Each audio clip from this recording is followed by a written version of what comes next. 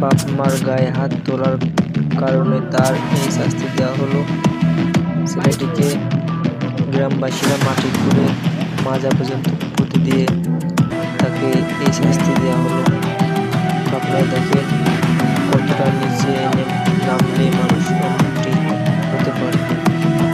যে মা বাপ তাকে জন্ম দিল সেই মা বাপকেই অত্যাচার করে, মারধর করে। তো দেখেন গ্রামবাসীরা তাকে এই শাস্তি দিয়েছে। আপনারা বলেন কমেন্টে কেমন হয়েছে এবং একে কি করা উচিত।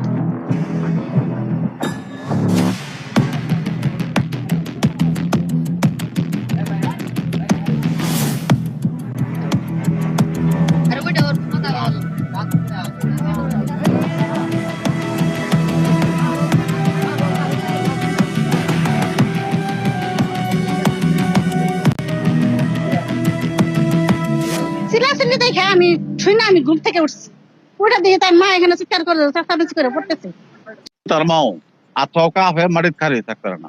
তার মারে আজকে সকালে মাইরা ঈদা বাইরিয়া মাথায় ঠ্যাং ফাটাই গেছে। পেঁয়াজ আছে, পেঁয়াজ দিতাম, পেঁয়াজ এনে দিতে পারতাম মারে পড়ে।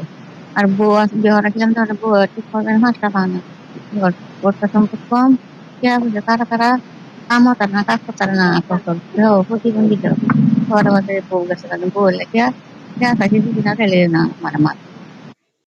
আপনারা দেখছেন গায়ের টিভি, সত্যের সাথে মানুষের পাশে।